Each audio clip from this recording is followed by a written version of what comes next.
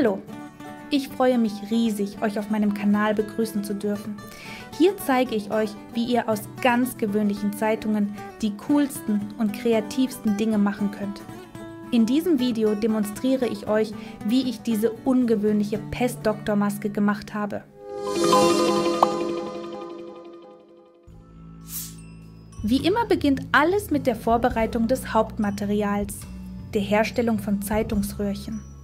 Da die Pestdoktormaske viele geschwungene Kanten und Übergänge hat, habe ich mich entschieden, sehr dünne Röhrchen herzustellen, denn damit lässt es sich leichter an den Rundungen manövrieren. Dafür habe ich das Papier in gleichmäßige Streifen geschnitten, 7 cm breit und 45 cm lang. Ich habe auch einen langen, sehr dünnen Stab verwendet, den mir geschenkt wurde. Es ist ein Stahlrohr mit einer Länge von 50 cm und einem Durchmesser von nur 1 mm. Ich bin mir nicht sicher, wofür es ursprünglich gedacht war, aber für die Herstellung der Röhrchen war es einfach perfekt. Falls ihr eine Idee habt, wofür so ein Stab nützlich sein könnte, schreibt es mir in die Kommentare. Ich würde mich freuen, das zu erfahren. Der Prozess des Drehens der Röhrchen bleibt gleich, egal welche Papiergröße oder welchen Stab man verwendet. Der Stab wird in einem sehr spitzen Winkel am unteren Eck des Papierstreifens angesetzt. Mit den Fingern wird die Ecke des Papiers umgeschlagen und das Papier entlang des Stabs aufgerollt. Am Ende, damit sich das Zeitungsröhrchen nicht wieder aufrollt, wird ein kleiner Klecks Kleber auf die Spitze des Papiers gegeben und das Papier bis zum Schluss gedreht. Danach wird der Stab aus dem Zeitungsröhrchen herausgezogen. Diese Schritte wiederholen sich für jeden Papierstreifen. Am Ende habe ich etwa 500 Röhrchen gedreht, aber für die Maske brauchte ich weniger. Am Ende des Videos werde ich euch erzählen, wie viele Röhrchen ich tatsächlich für die Maske gebraucht habe. Nachdem die nötige Anzahl Zeitungsröhrchen gedreht wurde, kann man zum nächsten Schritt übergehen. Der nächste Schritt ist das Färben der Zeitungsröhrchen in die gewünschte Farbe. Und für die Maske habe ich schwarz gewählt. Obwohl ich schwarz liebe, ist das Färben und Flechten mit schwarzen Zeitungsröhrchen nicht gerade meine Lieblingsaufgabe. Es liegt daran, dass es gar nicht so einfach ist, einen satten schwarzen Farbton zu erreichen. Seit über 5 Jahren experimentiere ich mit schwarzer Farbe. Ich habe unzählige verschiedene Farben ausprobiert und verschiedene Färbetechniken getestet. Aber lange Zeit war ich mit dem Ergebnis nicht zufrieden. Es gab immer irgendeinen Haken. Entweder war die Farbe nicht intensiv genug oder die Farbe war zu dickflüssig und die Röhrchen klebten beim Färben zusammen. Manchmal riss die Farbe sogar beim Flechten und wieder war etwas nicht in Ordnung. Kurz gesagt, es war nur ein Schritt von der Liebe zum Hass auf die schwarze Farbe. Aber trotzdem habe ich beschlossen, noch ein Experiment für die Maske zu machen. Ich habe mich entschlossen, die Reihenfolge beim Färben und die Anzahl der Schichten etwas zu verändern. Ich habe in 3 Schichten gefärbt, mit 3 verschiedenen Farbtypen. Um ehrlich zu sein, war die Reihenfolge völlig unlogisch. Sie unterschied sich radikal von allen meinen bisherigen Färbemethoden für andere Farben. Normalerweise beginne ich mit den ersten Farbschichten, um den gewünschten Farbton zu erreichen. Ich benutze Beizen, Abtönfarben oder Acrylfarben und am Ende versiegle ich alles mit einem transparenten oder farbigen Holzlack, der eine Schutzschicht auf den Zeitungsröhrchen bildet. Nach diesem logischen Schema färbe ich normalerweise die Röhrchen in verschiedenen Farben. Aber nicht dieses Mal, als es um Schwarz ging. Dieses Mal war alles umgekehrt. Die erste Schicht war farbiger Holzlack. Er hat die Papierlagen der Zeitungsröhrchen perfekt miteinander verklebt. In der zweiten Schicht kam Acrylfarbe zum Einsatz, die die Röhrchen wirklich schwarz gemacht hat. Und schließlich die dritte Schicht, eine Holzbeize. Jetzt, wo ich das so erkläre, merke ich, dass es wirklich nicht viel Logik gibt. Aber es hat funktioniert. Vielleicht liegt es an den Eigenschaften der Farben selbst oder vielleicht gibt es doch eine gewisse Logik in dieser ungewöhnlichen Reihenfolge. So, lasst uns einen Deal machen. Ich werde das detaillierte Videorezept für diese satte schwarze Farbe veröffentlichen, aber unter einer Bedingung. Sobald dieses Video 666 Likes erreicht. Ja, ich weiß, die Zahl 666 klingt ein wenig unheimlich und mystisch. Aber Schwarz selbst ist ja auch in Geheimnisse gehüllt. Außerdem haben mich meine jahrelangen Experimente mit Schwarz einiges gekostet. Also klickt auf Gefällt mir und teilt das Video mit euren Freunden. Sobald wir 666 Likes haben, verrate ich euch alle Geheimnisse zur Herstellung des satten Schwarz. Nach all diesen Manipulationen sind meine Zeitungsröhrchen endlich tiefschwarz geworden. Und was noch wichtiger ist, sie sind so flexibel geworden, als wären sie nicht aus Papier, sondern aus Lederschnur. Jetzt können wir mit dem Flechten der Maske beginnen. Doch bevor ich anfange zu flechten, habe ich beschlossen, verschiedene Varianten dieser Masken gründlich zu studieren.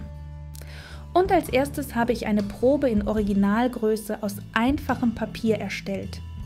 Die erste Version hat mir überhaupt nicht gefallen. Die Form erinnerte eher an einen Pelikankopf. Aber die zweite Version fand ich gut und bei ihr bin ich geblieben. Also war die Form und Größe festgelegt. Aber ich hatte immer noch keine Ahnung, wie ich dieses Wunder flechten sollte. Historisch gesehen wurden solche Masken aus Leder oder sehr dickem Stoff gefertigt, um die Ärzte vor Krankheiten zu schützen. Natürlich wurden sie nicht aus Weidenruten geflochten, aus verständlichen Gründen. Daher konnte ich nirgendwo nachsehen, um zu verstehen, wie man so ein seltsames Objekt flechten könnte. Und dann kam mir nichts Besseres in den Sinn, als den künstlichen Intellekt ein wenig mit meinen Ideen zu quälen. Ich habe diese Methode schon mehrmals genutzt, um Inspiration zu finden. Obwohl die KI nicht in der Lage ist, die Flechttechnik im Detail darzustellen, aber in den von ihr generierten Bildern finde ich oft nützliche Ideen. Ich denke, es ist eine großartige Möglichkeit, Inspiration für die Umsetzung eines Projekts zu sammeln. Als Referenzen habe ich mich entschieden, diese beiden Bilder zu verwenden. Das obere Bild wurde von der KI generiert. Von dort habe ich die Idee für die Flechtrichtung übernommen. Und das untere Bild hat mir wegen der Umsetzung der Verbindung von Lederteilen sehr gut gefallen. Nämlich einen Kontrast mit hellen Fäden auf schwarzem Hintergrund zu schaffen, um die Form der Maske zu betonen und die Teile damit zu verbinden. Denn meine Prototypmaske besteht ebenfalls aus mehreren Teilen, die später zusammengefügt werden müssen. Übrigens habe ich in der Beschreibung dieses Videos einen Link eingefügt, wo ihr die Vorlage zum Ausdrucken dieser Papiermaske findet. Na gut, ich war fest entschlossen, mit einem so ungewöhnlichen Projekt zu beginnen. Ich entschied mich, mit dem kleinsten, unauffälligsten und, wie ich dachte, einfachsten Element zu beginnen, dem Dreieck. Alle Elemente der Maske habe ich nach Schablone geflochten. Das heißt, ich habe die Vorlage auf Papier mit Konturlinien ausgedruckt. Und dann folgt das Prinzip. Ich forme mit den Zeitungsröhrchen das Element entlang dieser Konturlinien. Ich fixiere sie mit Nadeln, um die Position der Zeitungsröhrchen zu sichern. Und dann beginne ich, das Innere der Form mit dem Muster Cartoon zu flechten. Das klingt nicht schwierig, dachte ich zu Beginn. Im Prinzip war es das auch. Die größte Schwierigkeit bestand darin, die Richtung und die Anzahl der Stützen zu durchdenken. Deshalb habe ich mit einem Bleistift innerhalb der Figur die Richtung der zukünftigen Stützen eingezeichnet. Das hat mir wirklich den Flechtprozess erleichtert. Ich orientierte mich an einem Abstand von 1 bis 1,5 cm zwischen den Stützen. Ein solcher Abstand ist optimal für diese dünnen Zeitungsröhrchen. Die nächste Schwierigkeit, mit der ich konfrontiert wurde, war, die Konturen der Zeitungsröhrchen gleichmäßig zu halten. Ich habe ständig darauf geachtet, dass die Röhrchen nicht über die gedruckte Kontur hinausgingen. Ohne das ständige Versetzen der Nadeln hätte ich das definitiv nicht geschafft. Die Nadeln verschoben sich während des Flechtens ständig. Sie fixierten sowohl die seitlichen Konturständer als auch den bereits geflochtenen Teil, damit nichts verrutschte. Und wahrscheinlich fragt ihr euch schon, was ist das für eine wunderbare Oberfläche, in die man so leicht Nadeln stecken kann? Das ist Hartschaumplatte. Sie wird normalerweise zur Wärmedämmung von Wänden verwendet. Sie fühlt sich ein bisschen wie Styropor an, ist aber weniger porös. Hartschaumplatte ähnelt auch Blumenschaum, ist aber härter und verformt sich nicht so leicht. Während des Flechtens traten einige Schwierigkeiten auf, mit denen ich anfangs überhaupt nicht gerechnet hatte. Und schon mitten im Prozess improvisierte ich, wie es nur ging. Ursprünglich wollte ich ein detailliertes Tutorial zur Herstellung der Pestdoktormaske aus Zeitungspapier drehen, aber ich war so vertieft ins Flechten, dass ich beim Ansehen der Aufnahmen kaum mehr weiß, was mich bei jedem Schritt angetrieben hat. War es die Inspiration, die mir leise einflüsterte, was zu tun ist, oder hat die Maske sich nach ihren eigenen Regeln geflochten? Ein detailliertes Tutorial wäre wahrscheinlich endlos geworden. Deshalb erkläre ich in diesem Video nur die interessantesten Momente. Diejenigen, die mir geholfen haben, meine Idee zu verwirklichen und einige der Dilemmas während des Flechtens zu lösen. Ich hoffe, meine Lösungen werden euch bei euren eigenen kreativen Projekten nützlich sein. Übrigens, was meint ihr, wie viel Zeit ich für dieses Projekt gebraucht habe? Schreibt eure Vermutungen jetzt in die Kommentare. Lasst uns sehen, wer am nächsten dran ist. Als ich die Zeit berechnet habe, war ich persönlich schockiert. Während des Flechtens schien die Zeit für mich stillzustehen. So sehr war ich in den Prozess vertieft. Dennoch motivierte mich die Deadline, die ich mir selbst gesetzt hatte, sehr. Das Vergnügen nicht über viele Wochen auszudehnen und aktiv zu werden. Das alles, weil ich die Maske vor der Reise nach Köln flechten wollte. Als ich das architektonische Meisterwerk, den Kölner Dom, zum ersten Mal live sah, war ich von seiner Größe und Detailtreue überwältigt. Und historisch gesehen gab es eine Zeit, in der die Pestdoktormaske und der Höhepunkt des gotischen Bauens im selben Jahrhundert zusammenkamen. Deshalb wollte ich die Maske bis zu meiner Reise nach Köln fertigstellen, um wenigstens einen Moment den mystischen und bis zu einem gewissen Grad unheimlichen Geist dieses Jahrhunderts zu spüren. Aber zurück zum Flechten. Während ich dieses kleine Detail flechtete, war ich nicht ganz zufrieden. Mir gefiel überhaupt nicht, wie ich das Flechten abgeschlossen hatte. Aber der Gedanke tröstete mich. Dieses Detail ist visuell nicht sichtbar. Es ist nur notwendig, um zwei andere Teile räumlich zu verbinden. Also beschloss ich, dass ich, wenn ich Zeit habe, es neu machen würde. Und bis dahin lasse ich es so. Obwohl ich mit dem Ergebnis nicht zufrieden war, machte ich mir dennoch einige Notizen. Erstens bemerkte ich das Verhalten der Zeitungsröhrchen, nämlich: die Zeitungsröhrchen waren sehr feucht, sie waren sehr weich und sehr biegsam. Das war ein gewisser Vorteil. Aber es gibt einen wichtigen Punkt. Wegen dessen klebte die schwarze Farbe stark an meinen Fingern. Deshalb verloren die Röhrchen an manchen Stellen die Farbe. Das ist natürlich ein großes Minus. Aber der Gedanke tröstete mich, dass das Produkt einfarbig ist und ich am Ende einfach die Stellen nachmalen kann, wo die Farbe abgerieben ist. Das ist eine der Möglichkeiten, das aufgetretene Problem zu lösen. Aber ich entschloss mich dennoch zu versuchen, dieses Problem zu beheben. Nämlich, bevor ich weiterflechte, die Zeitungsröhrchen etwas trocknen zu lassen. Vielleicht haften die Zeitungsröhrchen dann nicht so stark an den Fingern. Ich wollte es versuchen, vielleicht klappt es. Während die Zeitungsröhrchen etwas trocknen, mache ich die Markierungen für die zukünftigen Stützen des nächsten Details. Dieses Detail befindet sich an der Stirn, also ist es das zentrale Detail, daher durfte ich keinen Fehler machen. Da dieses Detail oben über der zukünftigen Naht liegen wird, die noch zwei Details verbinden wird, beschloss ich, den zentralen Ständer als Fortsetzung der Nahtlinie zu machen. Im Großen und Ganzen schien es mir harmonisch, dass in der Mitte der Maske die Linien aller Teile zusammenfallen. Vielleicht ist das letztendlich nicht so offensichtlich, wie ich ursprünglich dachte, aber mir schien es in diesem Moment logisch. Also markiere ich die Mitte des Details für den zentralen Ständer. Und dann zeichne ich weitere Ständer auf beiden Seiten des zentralen Ständers und orientiere mich an einem Abstand von 1 bis 1,5 cm zwischen ihnen, genau wie bei dem vorherigen Detail. Jetzt standen 2 neue Aufgaben vor mir. Erstens sollte das Flechten auf beiden Seiten des zentralen Ständers symmetrisch sein. Zweitens musste ich überlegen, wie viele Ständer es geben sollte und wie sie aussehen sollten, da die Form breit ist. Das bedeutet, dass es nicht ganz möglich sein wird, neue Ständer vom Zentrum aus hinzuzufügen. Und da fiel mir der Biologieunterricht ein. Und ich hatte eine großartige Analogie zu den Wurzelsystemen von Pflanzen im Kopf. Wie bei einigen Pflanzen gibt es eine Hauptwurzel, von der Seiten- und Nebenwurzeln wachsen. Das Wichtigste hier ist nicht das, sondern dass jede Wurzel sich verzweigen kann. So kann man auch mit den Ständern verfahren.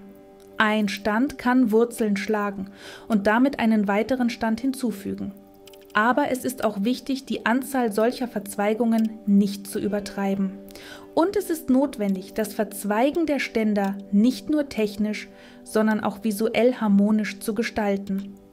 Obwohl ich es nicht beim ersten Versuch geschafft habe, denke ich, dass diese Anordnung der Ständer recht harmonisch aussieht und technisch machbar ist. Jetzt blieb nur noch die Sache, einfach nach den Markierungen zu flechten. Und natürlich begann ich das Flechten, wie bei dem vorherigen Element, damit, dass ich Zeitungsröhrchen entlang der Kontur des Elements verlegte. Übrigens, während ich nachdachte und zeichnete, verging ein Tag. In dieser Zeit trocknete ich die Zeitungsröhrchen ein wenig und verpackte sie erneut in ein Material, das keine Feuchtigkeit durchlässt. Sie fühlten sich ein wenig trockener an, waren aber immer noch feucht. Offensichtlich hatte ich sie anfangs zu stark befeuchtet, in der Hoffnung, dass sie dadurch leichter in verschiedene Richtungen gebogen werden können. Ich wollte es besser machen, aber es kam wie immer. Ich habe es zu sehr übertrieben und deshalb begann die Farbe an meinen Fingern zu kleben und dort zu bleiben. Aber das ist nicht schlimm, das kann behoben werden. Also beobachte ich erneut aufmerksam das Verhalten der Zeitungsröhrchen bei diesem Produkt. Ich kann sagen, dass, nachdem die Zeitungsröhrchen etwas getrocknet sind, sie weniger an den Fingern kleben. Und folglich löste sich die Farbe weniger. Es wurde wirklich besser. Was das Flechten dieses Elements betrifft, war es nicht so schlimm, wie ich es mir vorgestellt hatte. Die ersten Reihen ließen sich sehr leicht flechten. Ich beschloss, ein paar interessante technische Momente auszuprobieren. Erstens fügte ich bei einigen Wendungen einen weiteren Wickel hinzu. Das heißt, ich machte nicht einfach eine Wendung, sondern fügte eine Wicklung am äußeren Stand hinzu. Mir gefiel, wie das Element visuell aussah. Es erinnerte ein wenig an einen Randabschluss im Umwicklungsstil entlang des gesamten Randes des Produkts. Und es machte die Ränder ordentlicher und vollständiger. Aber aus irgendeinem Grund verwendete ich diese Technik in diesem Element nicht bei jeder Wendung, was ich später bedauerte. Im Grunde verlief das Flechten nach Plan, bis die Kontur zu stark nach unten zu biegen begann, genau im Bereich der oberen Augenöffnung. Dann nahm meine Reihe eine zu bogenförmige Form an. Und ich musste das korrigieren. Ich beschloss, die Biegung der Reihen zu korrigieren, nachdem alle Ständer platziert und bereits in das Produkt eingewebt waren. Ich konnte mir nichts Besseres einfallen lassen, als einfach mehrere Reihen an der Stelle zu flechten, wo eine Lücke war. Auf der rechten Seite improvisierte ich in vollem Umfang. Und ich bedauerte ein wenig, dass ich mir keine Anleitung über meine Handlungen gemacht hatte. Denn für die Symmetrie auf der linken Seite musste ich genau die gleichen Handlungen spiegelbildlich ausführen, damit dieses Element der Maske auf beiden Seiten symmetrisch ist. Also blieb mir nur, mich zu erinnern, was ich getan hatte, und die rechte Seite mit der linken zu vergleichen, um alles identisch, aber spiegelbildlich zu machen. Nun, nach ein wenig Mühe gelang es mir, die Reihe so auszurichten, dass sie parallel zur Konturlinie verlief. Es blieb nur noch einige Reihen bis zur gewünschten Höhe zu flechten. Und während ich flechtete, begann ich darüber nachzudenken, wie ich das Flechten schön abschließen könnte. Ich gebe zu, ich liebe den Randabschluss in der Umwicklung-Technik einfach. Außerdem ist diese Technik sehr elegant und überfrachtet die Ränder des Produkts nicht mit filigranen Details. Das ist perfekt für eine Maske. Das Einzige, was ich anmerken möchte, ist, dass es viel einfacher ist, diesen Randabschluss zu machen, wenn der Rand des Produkts zusammenkommt. Das heißt, für runde oder im äußersten Fall für vierkantige Produkte. Man wickelt das Produkt einfach rundherum und kommt schließlich wieder zum Ausgangspunkt zurück, wo der Randabschluss sich schließt. Genau zu diesem Tutorial habe ich bereits ein Video auf meinem Kanal. Den Link dazu findest du in der Beschreibung. Wie man einen solchen Randabschluss für Produkte macht, die nur einen bestimmten Abschnitt von Länge haben und nicht verbunden sind, ist ein bisschen unklar. Deshalb habe ich mir so gut es geht den Kopf zerbrochen.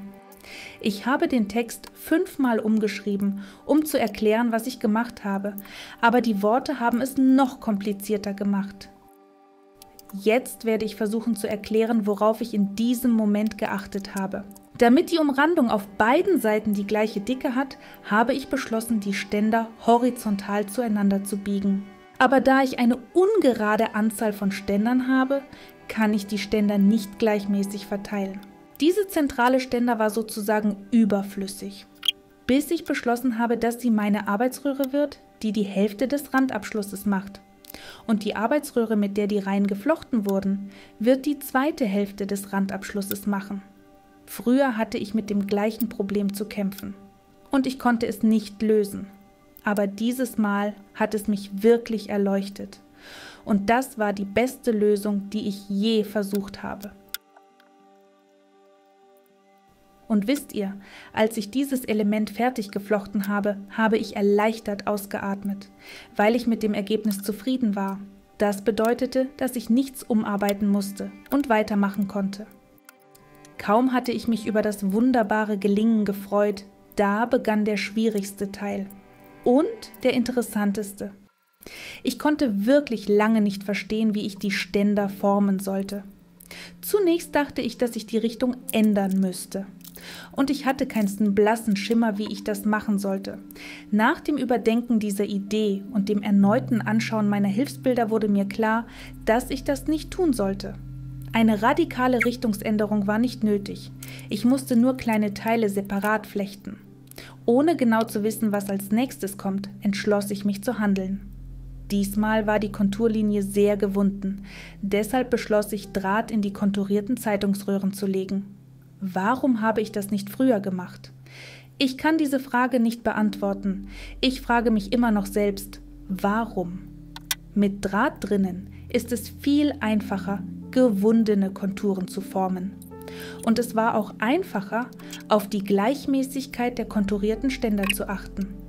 Wenn ich oder ihr euch entscheidet, ein solches Produkt zu wiederholen, ist mein wichtigster Rat: Verwendet für alle konturierten Ständer Draht im Inneren, denn das macht es viel einfacher.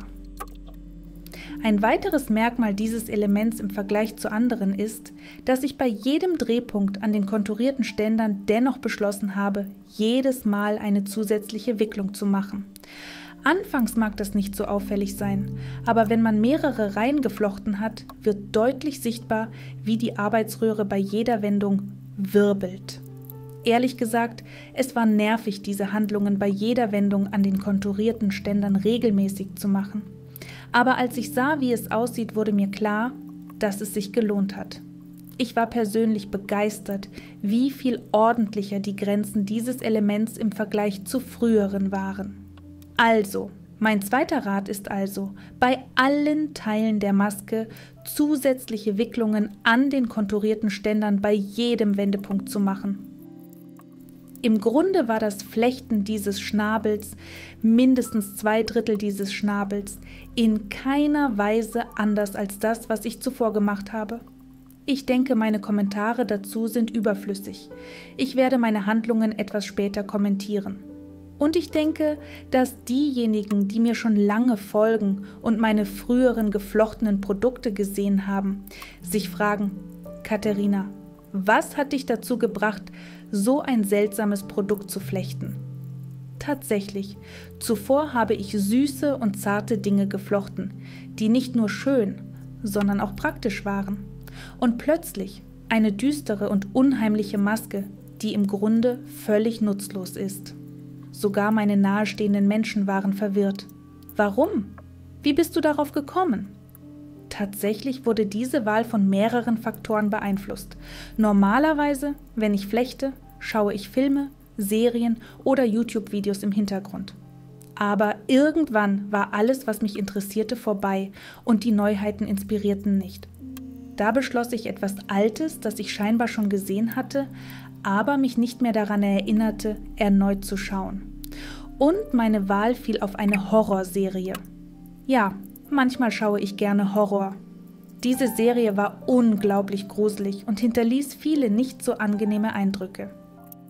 Die Handlung der Serie spielt in einer psychiatrischen Klinik Mitte des 20. Jahrhunderts. Und die Art und Weise, wie die Patienten und die Behandlungsmethoden dort dargestellt werden, ließ mich nachdenken. Gibt es da nicht einen Funken Wahrheit? Konnte man wirklich so mit Menschen umgehen, die Hilfe benötigten? Nach dem Anschauen konnte ich diese Gedanken nicht aus meinem Kopf bekommen. Und natürlich ging ich auf YouTube.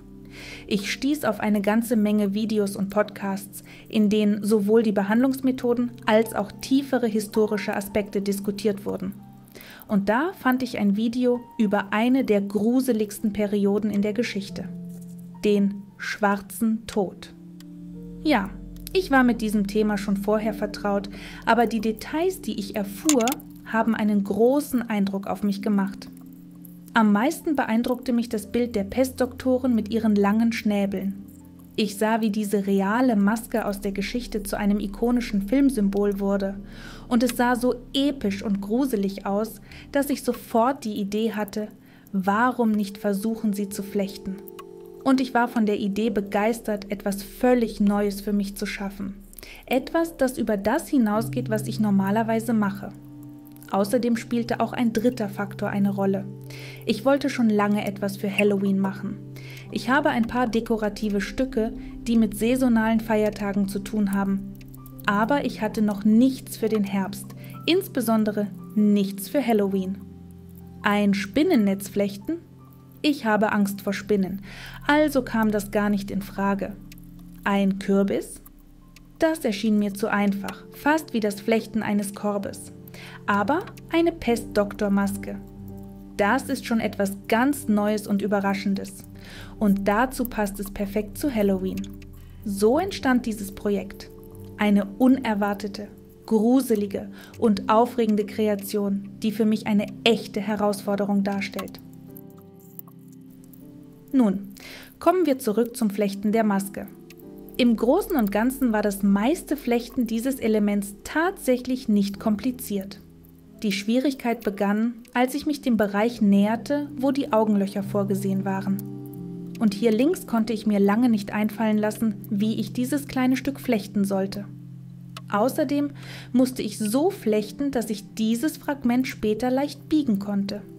Das heißt, momentan sieht dieses Element flach aus, da ich auf einer horizontalen Fläche flechte. Aber später muss dieser Teil der Maske sanft gebogen werden, damit er die dreidimensionale Form eines Gesichts annimmt. Und hier kam mir die Idee. Ich fügte eine zweite Arbeitsröhre hinzu und teilte das Flechten in 2 Seiten auf. Dabei wurde ein Ständer von beiden Seiten umwickelt. Das heißt, was ich gemacht habe, ich fügte eine zweite Arbeitsröhre in die Arbeit ein. Eine Arbeitsröhre umwickelt 3 Ständer links und macht eine Wendung. Und die zweite Arbeitsröhre umwickelt die anderen Ständer rechts und macht eine Wendung auf dem gleichen Ständer wie die erste. So musste ich das Flechten mit 2 Arbeitsröhrchen abwechseln, damit die Wendungen auf einem Ständer ebenfalls abwechselnd sind. Ich weiß nicht, ob es durch meine Worte klarer geworden ist. Ich hoffe, das Video wird helfen, meine Logik vollständig zu verstehen. Ich verstehe auch noch nicht ganz, ob es richtig war, das Flechten auf diese Weise zu teilen. Aber das Wichtigste ist, dass am Ende alles geklappt hat. Dieser Bereich ließ sich leicht biegen. Nun, und das Flechten ging dann wieder gewohnt weiter. Übrigens, als ich die Entwürfe der Maske aus Papier machte, habe ich eine wichtige Detail völlig vergessen. nämlich die Befestigung des Riemens oder des Gummibands an der Maske. Denn diese Maske wird nur auf das Gesicht gesetzt und nicht auf den ganzen Kopf. Und ohne Gummi oder Riemen kommt man nicht aus. Bei allen Beispielen, die ich im Internet gesehen habe, hatte der Riemen 3 Befestigungen an der Maske. An den Seiten im Bereich der Schläfen und oben von der Stirn zum Hinterkopf.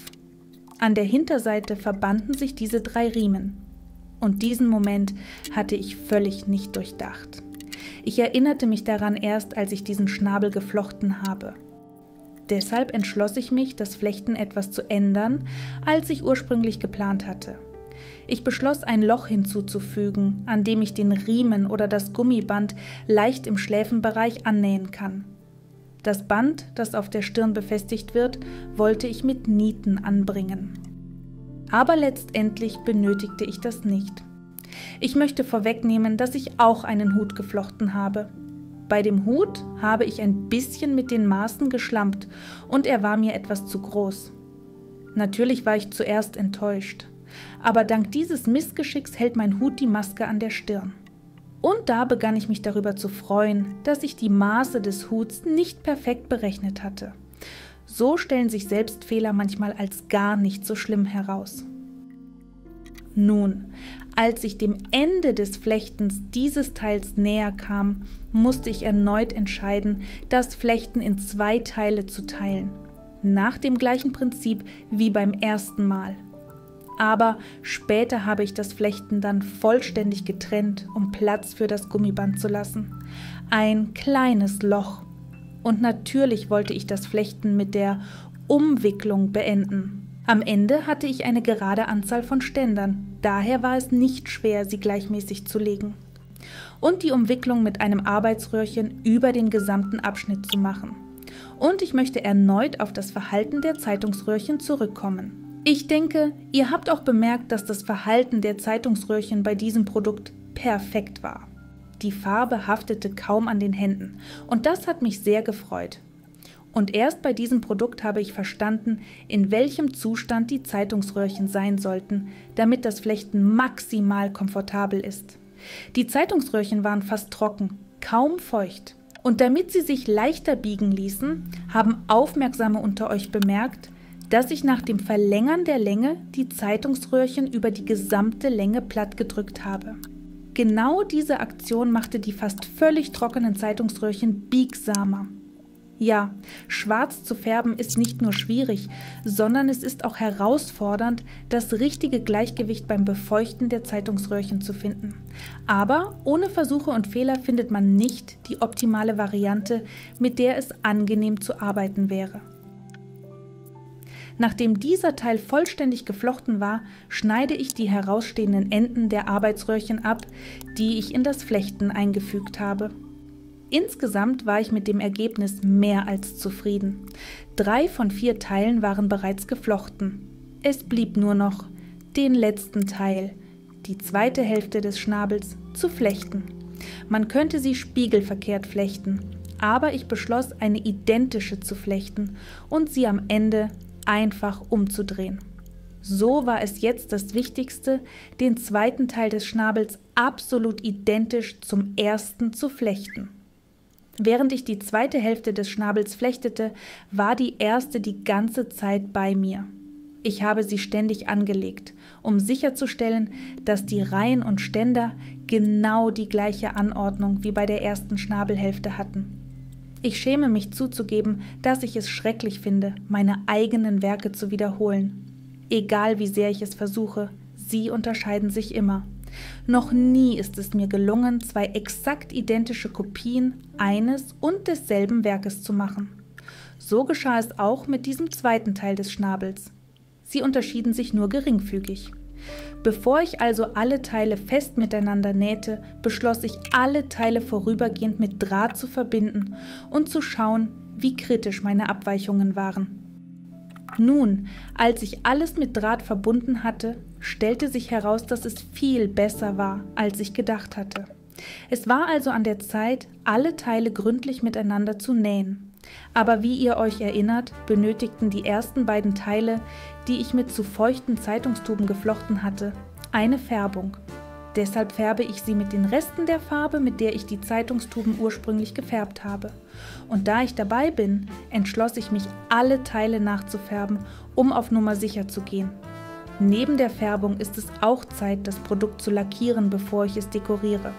Und bei der Lackierung gab es eine sehr kuriose Situation. Jetzt erzähle ich euch, was passiert ist. Meine Abonnenten haben mich schon oft gefragt, ob die Farben und Lacke, die ich verwende, sicher sind. Zum Beispiel, wenn die gefärbten Produkte von Tieren oder Kindern genutzt werden. Und das ist tatsächlich eine sehr richtige Frage. Ich habe nichts zu verbergen, ich bin kein Chemiker und kenne mich nicht mit der Schwere der Gesundheitsrisiken der Inhaltsstoffe verschiedener Farben aus.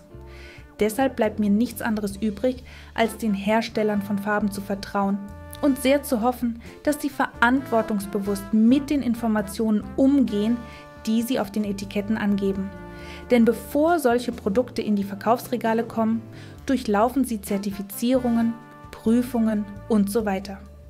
Die Hersteller geben in einfachen, verständlichen Worten an, für welche Oberflächen die Farbe bestimmt ist, welche Sicherheitsmaßnahmen beim Arbeiten mit der Farbe zu beachten sind und so weiter. Fast alle Arten von Lack- und Anstrichmaterialien, die ich verwende, sind auf Wasserbasis und können in Innenräumen auf verschiedenen Oberflächen wie Wänden, Möbeln, Böden und so weiter verwendet werden. Aber alles, was ich gerade aufgezählt habe, lassen wir mal ehrlich sein. Das kommt nicht in unseren Speiseweg. Das heißt, wir lecken es nicht ab, wir kauen nicht darauf und wir haben im Alltag nicht so engen Kontakt mit offenen Körperstellen zu solchen Oberflächen. Aber jede Maske wird mit der Haut des Gesichts in Kontakt kommen und wird sehr nah an den Augen, der Nase und sogar dem Mund sein. Dank meiner Abonnenten habe ich darüber nachgedacht, wie ich mich besser schützen kann. Ich erinnere mich, dass ich in Geschäften und im Internet auf Lacke und Farben gestoßen bin, die für die Lackierung von Kindermöbeln und Holzspielzeug gedacht sind. Ich nehme an, dass diese Arten von Lacken und Farben viel sicherer sind als zum Beispiel Lack für Heizkörper. Deshalb habe ich beschlossen, dass ich diese Maske mit einem Lack lackieren werde, der speziell für Kinderspielzeug gedacht ist. Also, ich war entschlossen und ging mit der klaren Absicht in den Laden, so einen Lack für Kinderspielzeug zu kaufen. Wie überrascht war ich, als ich die Rückseite meines Lieblingstransparentlacks für Holz genau studierte. Im Geschäft stellte ich fest, dass der Holzlack, den ich ständig für die Lackierung meiner Produkte benutze, genau die gleiche Kennzeichnung für Kinderspielzeug hat. So kam ich mit leeren Händen nach Hause, da ich zu Hause bereits ausreichend von diesem Holzlack hatte. Aber die Situation war maximal absurd. Mehrere Stunden in den Laden zu fahren, nur um Informationen auf dem Etikett genau desselben Holzlacks zu studieren, den ich bereits zu Hause habe. Jetzt hoffe ich nur, dass ich mir merke, was ich mit diesem Holzlack lackieren kann. Nachdem alle Farbschichten und die Lackschicht getrocknet waren, beschloss ich nicht nur, alle Teile zusammenzunähen, sondern auch die Maske ein wenig zu dekorieren. Das alles, weil ich wollte, dass die Spitze des Schnabels möglichst scharf aussieht. Aber ich konnte aus den Zeitungsröhrchen keine so scharfen Ecken machen. Deshalb beschloss ich, die Spitze des Schnabels mit Leder zu umhüllen. Ich mag es sehr, geflochtene Texturen mit verschiedenen anderen Texturen zu kombinieren. Und ich finde, dass Lederelemente in geflochtenen Produkten extrem cool aussehen. Die Arbeit mit Leder ist für mich ziemlich mühsam und kompliziert. Außerdem muss ich gestehen, dass ich überhaupt nicht gut nähen oder sticken kann. Ich verwirre mich ständig mit den Fäden und die Nähnadeln stechen mir immer in die Finger. Aber was tut man nicht alles für die Schönheit und die verrückte Idee in seinem Kopf? Nachdem ich mir ein paar Videos über Lederverarbeitung angeschaut hatte, fand ich eine logische Reihenfolge für die Arbeit mit Leder. Nämlich, idealerweise sollte man ein Schnittmuster haben, nachdem das Leder zugeschnitten wird. Nachdem jeder Lederstück vorbereitet werden muss. Es gibt verschiedene Möglichkeiten, wie man das machen kann, aber ich bearbeite normalerweise nur die Kanten des Leders auf der Innenseite. Irgendwie hat das Stück Leder, das ich habe, eine sehr flauschige Innenseite.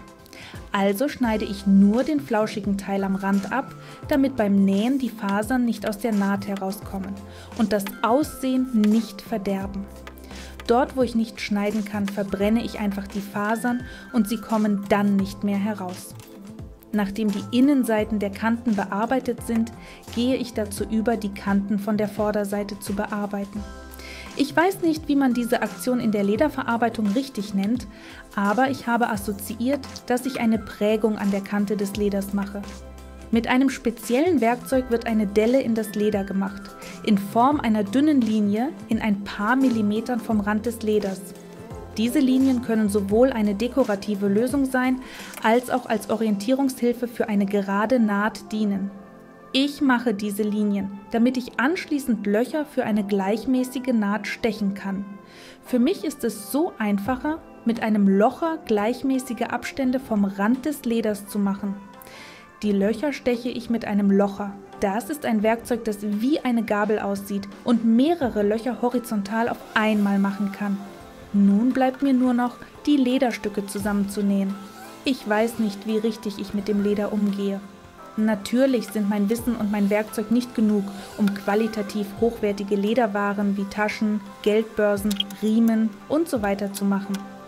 Aber für kleine dekorative Lederelemente in geflochtenen Produkten denke ich, dass es ganz gut wird. Um zu verhindern, dass meine lederne Spitze des Schnabels abrutscht, beschloss ich, sie mit Nieten am Geflecht zu befestigen und danach die Lederstücke zusammenzunähen. Die einzige Naht für Leder, die ich kann, ist der Kreuzstich. Und ehrlich gesagt hatte ich keine Zeit mehr für Experimente. Meine Fristen drängten. Und ich gebe zu, ich habe die Maske kaum rechtzeitig vor unserer Reise nach Köln fertiggestellt. Nur 6 Stunden vor der Reise saß ich und machte die letzten Feinheiten an der Maske. Leider hatte ich daher keine Zeit, die Kamera aufzustellen und den Prozess meiner letzten Schritte zu filmen. Aber alles, was ich gemacht habe, ist, die verbleibenden Teile zusammenzunähen. Für das Zusammennähen der geflochtenen Teile habe ich mich entschieden, das Kreuzstichmuster zu wiederholen, um alles einheitlich zu gestalten. Die Löcher für das Gummiband, die ich letztendlich in das Flechten eingeplant habe, erwiesen sich als sehr passend. Ich glaube, diese Art der Befestigung des Gummibands lenkt nicht zu sehr auf sich und überlädt die Maske nicht mit Details, von denen es ohnehin schon ziemlich viele gab. Ich weiß nicht, wie es euch geht, aber ich persönlich finde es sehr schön, einen Kontrast mit hellen Fäden zu schaffen. Aber ich habe sie nicht überall angewendet. Zum Beispiel habe ich das unterste Teil mit schwarzen Fäden genäht, damit es nicht auffällt. Vielleicht wollte ich unbewusst die Aufmerksamkeit darauf so gering wie möglich halten, da ich bis heute nicht mit dem Ergebnis zufrieden bin. Und im allerletzten Moment habe ich beschlossen, die Augen zu gestalten. Für die schwarzen Linsen habe ich ganz gewöhnliche Linsen von Sonnenbrillen verwendet. Und natürlich stand ich vor der neuen Aufgabe, wie ich diese Linsen schön an die Maske befestigen kann. Und ich hatte keine bessere Idee, als einen geflochtenen Rahmen über den Linsen zu machen. Ich habe diese geflochtenen Kreise genauso geflochten wie den Osterkranz, dessen Tutorial du in der Beschreibung zu diesem Video finden kannst. Und dann habe ich wirklich lange gekämpft, um den Rahmen schön an das Flechten zu nähen und die Linsen dazwischen zu platzieren. Die Linsen halten übrigens auch nur durch den angenähten Rahmen. Das ist im Grunde alles. Endlich war die Maske fertig und mit ruhigem Gewissen konnte ich die Geschichte inhalieren und die Pracht des Kölner Doms genießen. Nach ein paar Monaten moralischer Vorbereitung und Träumen von dieser Maske, 318 Zeitungsröhrchen und 18 Stunden akribischer Arbeit war ich wirklich glücklich und sehr stolz auf das Ergebnis. Das ist alles von meiner Seite. Vielen Dank, dass ihr bis zum Ende dieser faszinierenden kreativen Reise bei mir wart. Ich hoffe, dass meine Notizen und Gedanken euch bei euren eigenen kreativen Ideen helfen werden. Wenn euch das Video gefallen hat, vergesst nicht, meinen Kanal zu abonnieren, Likes zu geben und eure Eindrücke in den Kommentaren zu teilen. Eure Unterstützung inspiriert mich, Neues zu schaffen und meine Leidenschaften mit euch zu teilen. Bis zum nächsten Video. Tschüss!